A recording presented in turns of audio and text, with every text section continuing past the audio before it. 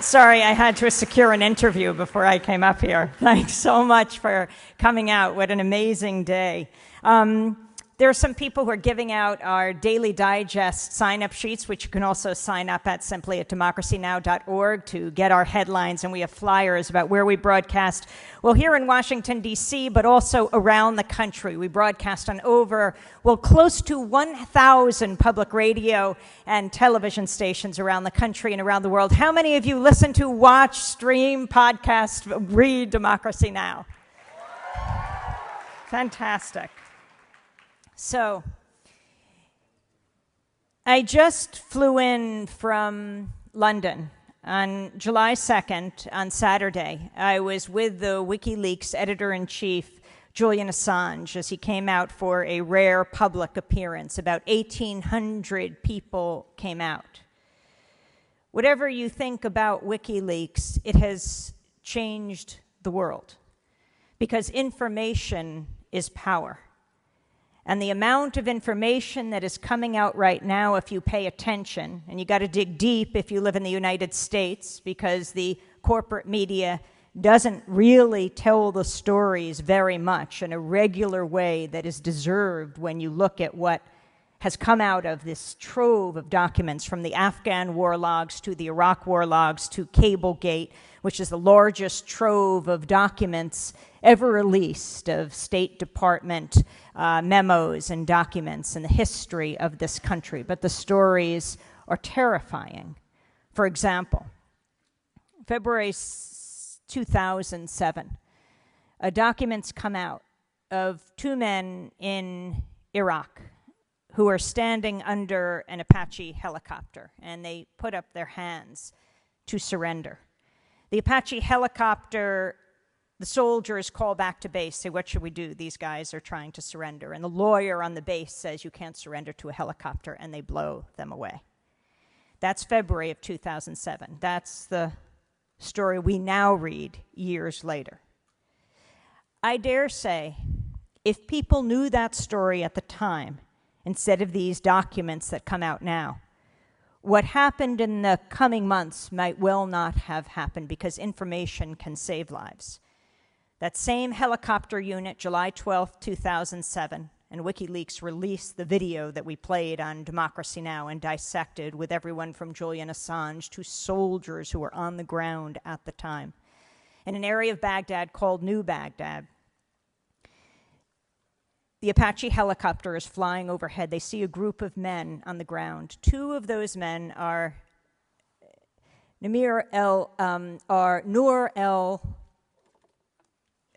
a young Reuters cameraman named Namir Noor Eldin, and his driver, 40-year-old Saeed Shma, who is the father of four. And they were being taken around the area by residents of the neighborhood. The Apache helicopter is above, and you, in watching the video, also can hear the soldiers. They are not rogue, as they weren't in February.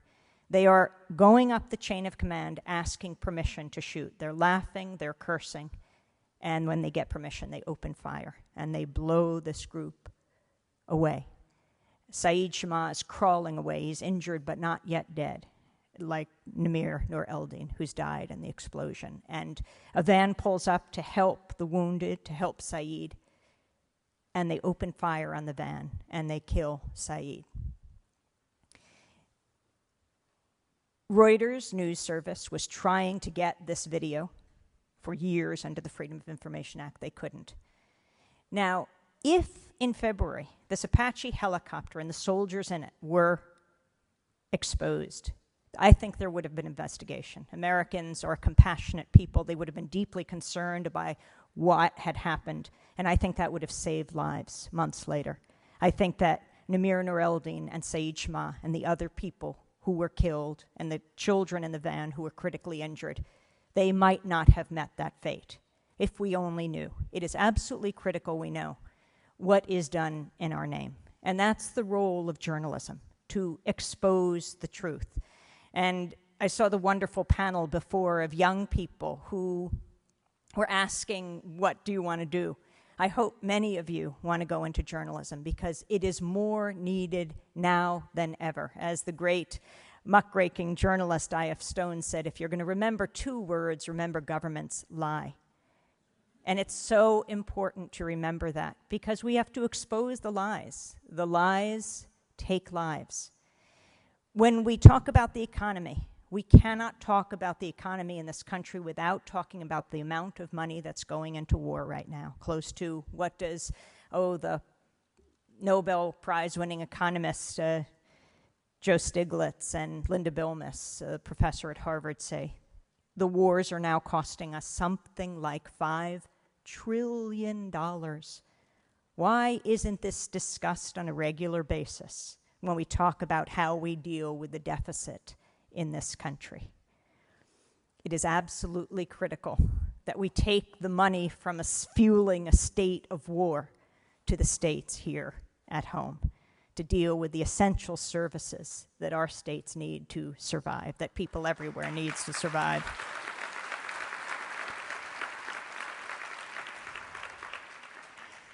So I've written a couple of books with my brother, a great journalist who lives in Vermont named David Goodman. Our first book is called The Exception to the Rulers, and the reason we call it that is that's what all the media should be, the exception to the rulers. It shouldn't just be the motto of Democracy Now! Our second book is called Static, and the reason we call it that is in this high-tech digital age with high-definition television and digital radio, still, all we get is static, that veil of distortion and lies and misrepresentations and half-truths that obscure reality, when what we need the media to give us is the dictionary definition of static: criticism, opposition, unwanted interference. We need a media that covers power, not covers for power. We need a media that is the fourth estate, not for the state. And we need a media that covers the movements that create static and make history. Now, we have to have the determination and the freedom to cover these movements, because these movements are what will save us. In 2008, Democracy Now!, it's a daily, grassroots, global, unembedded, independent, international investigative news hour. We broadcast every morning live 8 to 9, wherever we are. We're based in New York in the greenest internet, TV, radio studios in the country. For you architects or people who hope to be architects, it's LEED Platinum certification. We believe the medium is the message, and we take that very seriously. We broadcast every morning, and we cover the events of the world at home and abroad. So in 2008, of course, the Republican and Democratic convention, Democracy Now! Was there in force. We were out covering the protests at the Democratic convention in Denver, because then, too, people out protesting, from the Poor People's March to the March Against War, and then we flew to St. Paul for the Republican convention doing exactly the same thing, except something different happened. It was Labor Day, beautiful blue sky day. September 1st, the first day of the Republican convention. And in the morning, there was a mass protest of 10,000 people outside, interestingly led by soldiers, some in full uniform, and they risk a lot doing this, leading the march against war. Some had refused to serve, some were just saying no now as they came back. And they led thousands of civilians from every walk of life from this country and around the world in this march, from the St. Paul City Hall to the convention center where the convention was going to take place, the Republican convention later in the day. So we were covering the protests, talking to people why they were outside. And then my colleagues at Democracy Now! Went to digitize tape at the local TV studio, and I went to cover the convention floor. It was the first day of the convention. I was interviewing delegates from the hottest state, from Alaska. And I got a call from our senior producer, Mike Burke, on my cell phone, said, come quickly to 7th and Jackson because Sharif and Nicole have been arrested and they've been hurt. And I was totally shocked. Sharif is Sharif Abdel-Quddus, our senior producer, who brought you the voices of Tahrir in Egypt during the uprising there. And if any of you heard his reports, you know how remarkable they were. And Nicole was Nicole Salazar, our multimedia producer. I didn't know what had happened. I just knew I had to get them out. And so we raced off the convention floor, ran to 7th and Jackson, which is a big old parking lot. There were riot police around the whole area. I had all my credentials on that allow me to interview presidents, vice presidents, delegates, the security credentials that the local authorities give you and the national authorities as well. So we raced down the street to 7th and Jackson. The riot police have the area fully contained. I run up very quickly and I say, I want to speak to your commanding officer. You can see I'm a credentialed reporter and we have 2 reporters inside. We need to have them released now. It wasn't seconds before they ripped me through that line, twisted my arms back, threw me up against a car and handcuffed me as I was pleading with them. Don't arrest me. I want to have our 2 reporters released. You can see my credentials. They threw me up against a wall and onto the ground. They charged me with a misdemeanor. I think it was interfering with a peace officer, if only there was a peace officer in the vicinity. And so I'm desperately looking for Nicole and Sharif. I can't find Nicole, but I see Sharif across the parking lot, his hands behind his back. I demand to be brought to him. They bring me to him. We're standing there demanding to be released. He has his credentials on too. The Secret Service come and they rip the credentials from around our necks. They then put me in the police wagon for where I find Nicole. Sharif's arm was bleeding when I found him. Nicole, her face was bleeding. She had her credential on. She was handcuffed like me as we're being taken off. I say, Nicole, what happened? And she quickly tells me they were in the TV studio. They heard a commotion, raced downstairs with camera and microphone, and they went to this corner where there were riot police. The riot police came at them very fast. They were telling her to move. She was saying where. She was in a parking lot against parked cars. They were saying, on your face, on your face. She was showing her press pass, and they took her down on her face. They had her face in the ground, their knee or boot in her back, and they were pulling on her leg, and so they were bloodying her face as they dragged her. And her camera fell down. The first thing they did was pull the battery out of her camera. If you were wondering what it was, they wanted to stop happening. Sharif is telling the rioting police to calm down. And they take him, throw him up against the wall, kick him twice in the chest, and take him down. They faced felony riot charges. They were taken to jail. I was taken to the police garage where they had erected the cages for the protesters. If it wasn't for, and maybe some of you, but thousands of people, because the video of our arrest went viral within, the first 2 days of the Republican convention, the most watched YouTube video of the convention, we were ultimately released because of the grassroots response demanding that we be released. There were more than 40 journalists who were arrested that week. Sharif was in a cell with the AP photographer. Sharif got out before the photographer because of the response. It really does matter when you get information, when people make demands based on the information they get. So as I'm released, I go off to the convention, and I was in the NBC skybox. I was being interviewed, and at the end of the interview, the NBC producer comes over to me when the camera's turned off. He says, I don't get it. He said, why wasn't I arrested? I said, were you outside covering the protest too? And he said, no. So I said, well, that's the thing. I'm not getting arrested in the skybox either. You see, as Woody Allen says, 90% of life is just showing up. You've got to get out there. And this is not a trivial point. This is our job. There's a reason why our profession, journalism, is the only one explicitly protected by the Constitution, because we're supposed to be the check and balance on power. We're supposed to be holding power accountable. It's our job to be on the convention floor, find out what people are thinking, the Democrats, the Republicans, and other conventions as well, to get into those corporate suites. Who's funding the Republican Governors Association, and who's funding the Democratic Senatorial Campaign Committee? We've got to follow the money, basic tenets of good journalism, and we have to get out into the streets where the uninvited guests are, the thousands of people who have something also very important to say. Democracy is a messy thing, and it's our job to capture it all, and we shouldn't have to get a record by putting things on the record.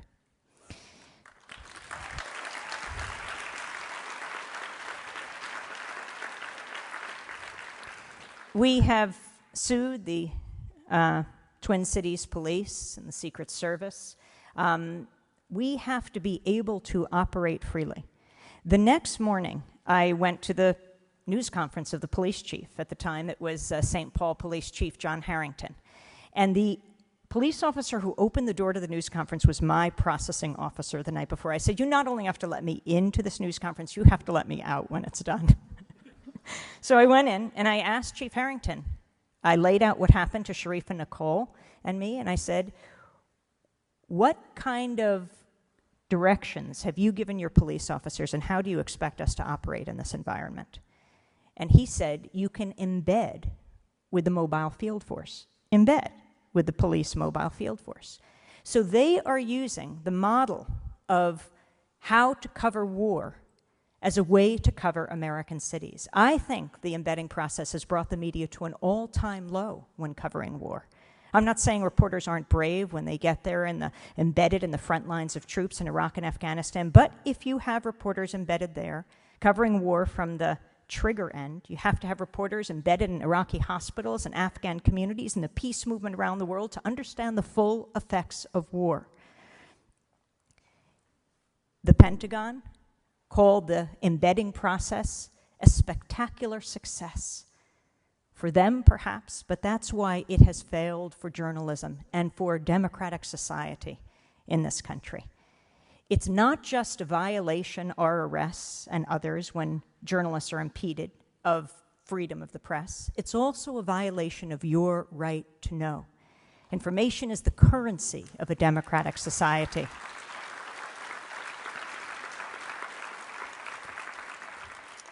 So, just before President Obama was elected in November of 2008, or just afterwards, actually, but it was before he was inaugurated. Do you remember when they went to the White House, at the time, Senator or President-elect Obama and Michelle Obama? And I was invited on CNN to comment, along with a group of other people, the day that they were meeting with the Bushes and going to the White House. And there was chatter on CNN at the time, and they asked me something about something, but it wasn't about what I was watching on the video, which was Barack Hussein Obama, Michelle LaVaughn Robinson Obama, walking into the White House. What a remarkable moment election night was. Whatever your political persuasion, a land with a legacy of slavery, the first African-American president elected. I do think that night that I think the world heaved a sigh of relief. Now, what, though, did that mean? Who elected President Obama? I think it was people across the political spectrum, movements across the political spectrum, deeply concerned about the fate of the planet. And that moment when they were walking to the White House, I mean, Michelle LaVaughn Robinson, the descendant of slaves, so their daughters are the descendants of slaves, walking into the White House, which was built by slaves. What an historic moment. I wasn't being asked about that at the time, but I said, we have to take pause here, just for a minute. And it made me think about another place, a couple of hours away, another house on the eastern shore of Maryland, not so far from here. It is near where Frederick Douglass was born. Frederick Douglass, the greatest abolitionist of all time, fought slavery in this country. He was born on the eastern shore of Maryland. He was imprisoned as a youth and enslaved. And it might not surprise you to know that he was a troublesome slave. So he was handed to a slave breaker named Ed Covey. And Covey beat him on his property. His property was called Mount Misery. Frederick Douglass fought back, and he ultimately escaped, came north, went to New York. I go to this little old organic coffee shop in New York, in an old brick building, and the plaque on the outside of this building says, David Ruggles had a printing press here. He was a freed black man born in Connecticut, and he sheltered Frederick Douglass when he first came north. David Ruggles had a printing press. Frederick Douglass started the North Star newspaper. So interesting that these men saw the media as their form of liberation, again, because information is power. And so back to Mount Misery, where he was tortured and enslaved and beaten, Frederick Douglass. That property today is owned by Donald Rumsfeld. He bought it to be his vacation home, the beginning of the war. No joke, it's a real story. And when I read about it, I was rather surprised. I started investigating it online and doing my research and talking about it. But I thought, as a journalist, I have to see this with my own eyes. So my colleague Dennis Moynihan and I headed down to St. Michael's, Maryland, where Mount Misery is. Dennis and I wrote Breaking the Sound Barrier, our the latest book, and I'll be out signing copies. I hope you'll come up whether or not you get the book. It's a collection of weekly columns. For the last 3 years, we write about Mount Misery in this. I'd love you to come up and just say hi, and also get word out to everyone you can about Democracy Now! That's the way it gets on stations all over this country and around the world. Our headlines are also available in Spanish. 300 radio stations run them. But we decided to go down to take a look. And when we got to St. Max, I realized I had no idea where the defense secretary lived. So amazingly enough, I see this organic coffee shop ahead of me. You see a theme in my life. And I say, oh, well, we should go inside there. They'll tell the truth. So I went inside. They said, what would you like? I said, I'd like to know where the defense secretary lives. And they said, oh, you just go down the road, and you'll hit Mount Pleasant Road. Don't go down that road. You make a right and another right, and you'll hit Mount Misery Road. Go down the road, and he lives at the end.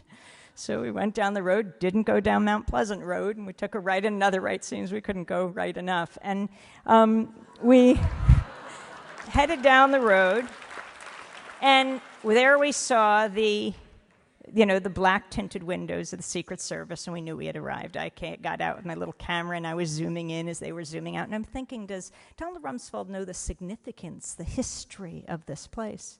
But sure enough, I see a plaque, a stake in the ground right next to the driveway, and it says Mount Misery. So we head off to an old, ancient black church down the road. It's Sunday morning, and I go inside just about to assemble for religious services, and I go up to an older woman. I said, I just was wondering if you could comment on, you live in such a historic area. Frederick Douglass born here, he's enslaved here, he's beaten and tortured at Mount Misery. Then you have Donald Rumsfeld, who owns Mount Misery, who himself is known for torture. I was just wondering if you could comment. And she said, I can't comment right now, we're in church. So I headed up I was speaking in Geneva to a class of college students, and a young woman came up to me, this is Geneva, New York, and she said, listen, could I take you to where Frederick Douglass is buried, at Mount Hope, from Mount Misery to Mount Hope Cemetery in Rochester. So I said, oh my gosh, I'm flying to Denver like 6 o'clock in the morning tomorrow. I said, and it was in the middle of a big snowstorm. Shit, I'll meet you at 5. So, I mean, with dedication like that, how could I say no? So we went to the cemetery, and there she was in her parka covered in snow, and we went off to the tombstone of Frederick Douglass, and we were brushing the snowflakes off his tombstone. And she said, let me take you to one other tombstone. I said, I really can't. She said, please. So we slid our way to the other side of the cemetery, where she showed me the tombstone of Susan B. Anthony, who's buried next to her sister. You know, Susan B. Anthony and Frederick Douglass were not just allies, they were friends. Frederick Douglass, the greatest abolitionist of all time, was also a great feminist, right? He was the one who seconded the resolution for women's right to vote at the Seneca Falls Convention of Women of 1848. And Susan B. Anthony was not only a feminist, but she was also a supporter of the abolition movement. I told the story at Wesleyan recently, and a woman came up to me and said, then did you go to Susan B. Anthony's house? Right near it is a statue, not of generals, but of Susan B. Anthony and Frederick Douglass having tea together. So I head off to the airport after seeing the tombstones of these amazing people, and I miss my plane. So I call up Dennis on the phone, and I say, quick, I've got to get on the next plane. I had to speak in Denver that night. And he pulls up the blueprints online, and he says, okay, are you in the Susan B. Anthony terminal or the Frederick Douglass wing of the Rochester airport? I said, oh, come on, don't joke around. I really got it. He said, I'm not kidding. And I'm standing in the middle of the airport, and there I see a plaque for Susan B. Anthony on one side, and over there I see Frederick Douglass. My God, every once in a while you have to stop and smell the coffee. But think about it. Susan B. Anthony, Frederick Douglass, the abolition movement, the women's rights movement, the civil rights movement in this country, the immigrants' rights movement is in this country, the gay and lesbian movement in this country, the environmental movement in this country. These are the movements that have made this country great. And we need a media that covers these voices, that gives voice to those that are making history in this country and around the world. That is the kind of independent media that will save us. Which brings me to two last stories. As you decide what you're going to be doing in your life, I always tell the story of Rosa Parks, and you might say, now come on, we know this story, at least this story, we learn in our history books and the media covers. Not exactly. Well, they don't get it right. A few years ago, when Rosa Parks died, Democracy Now! Raced down, and by the way, democracynow.org, that's where you can watch, listen to, read. We have the transcript of every show online. You can watch the conversation, 2 hours with Julian Assange talking about WikiLeaks, among other things. Tomorrow, by the way, we'll be talking to the Kieslings on Democracy Now! Did you hear the news today? Greg and Janet Kiesling, we'll be talking to them in a studio in Indianapolis. It is a bittersweet victory they have just won after years of battling to have their son recognized. Chance Kiesling is their son, served in Iraq, started to fall apart in Iraq, came home and begged not to return. The Army offered him a bonus of something like $27,000. He said, no, I've got to pull my life back together. He had divorced while he was in Iraq, and he just needed help, and he knew it. Well, ultimately, he was redeployed. He went back to Iraq, and he killed himself. His parents, along with the Lucys in Western Mass, who lost their son, Jeff, after he came back from Iraq and killed himself here, have been working for years to try to get President Obama, this is a policy, though, that goes back before Obama, to simply send them a condolence letter saying he was sorry that the families of loved ones lost because they took their own lives as a result of serving this country. They just wanted that presidential condolence letter. Well, this week, the announcement came through that they will be getting that presidential condolence letter. The policy has been changed. So tune in to Democracy Now! Tomorrow. And that came not from a decision on high, but because families all over this country have been fighting for years for that recognition. A bittersweet victory for these families who have suffered so much. So Rosa Parks, she dies a few years ago, first African-American woman to lay in state in the Capitol Rotunda. Then her body is brought to a Washington church. Thousands come out. Oprah's inside, and Cicely Tyson and others. We race down. We're interviewing people outside because there were loudspeakers, and it's also often much more interesting to be outside. I talked to a young student. She was a freshman in college. I said, why are you here today? She said, oh, I emailed my professors. I said, I won't be in class today. I'm going to get an education. So,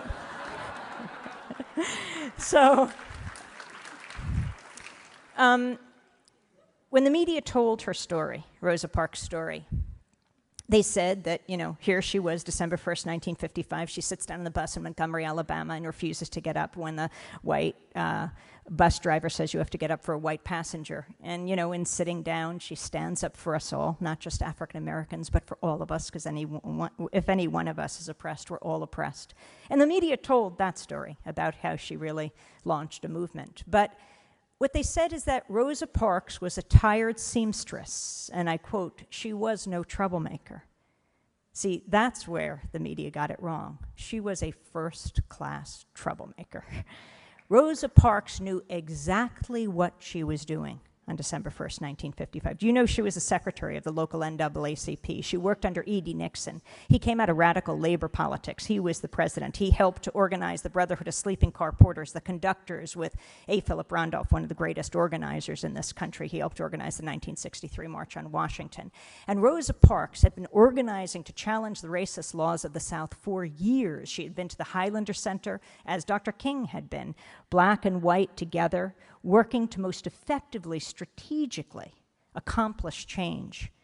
She had actually sat down on the bus before and refused to get up, as other young women had, but this was the magic moment. You never know when that magic moment will come, but if you are involved in organizing, you will help to lay a foundation that will determine the course of history. And that's exactly what Rosa Parks did. And to show how brave she was, just a few months before, in the summer of 1955, that was the summer of Emmett Till, 14-year-old boy. His mother, Mamie Till, they lived in Chicago, sent him to Mississippi for the summer to be with family. And a white mob descended on his uncle and aunt's house where he was sleeping, and they ripped him out of bed, and they beat him and tortured him, and he ended up in the bottom of the Tallahatchie River. They said he had wolf whistled at a white woman. When his body was dredged up, his mother, Mamie Till, when his body was sent back to Chicago, said she wanted the casket open for the wake and the funeral. She wanted the world to see the ravages of racism, the brutality of bigotry. Thousands streamed by his casket and saw his distended, mutilated head.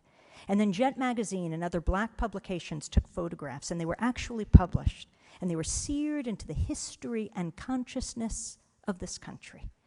Mamie Till had something very important to teach the press of today. Show the pictures. Show the images. Could you imagine if for just 1 week we saw the images of war in Iraq and Afghanistan every day, 24 hours a day?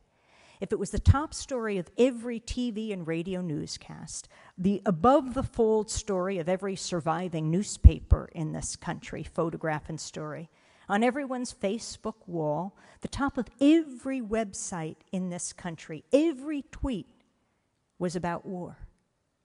If we saw the images of babies dead on the ground, of women with their legs blown off by cluster bombs or in drone attacks, soldiers dead and dying, for just 1 week, Americans are a compassionate people. They would say, no, war is not the answer to conflict in the 21st century. Democracy Now!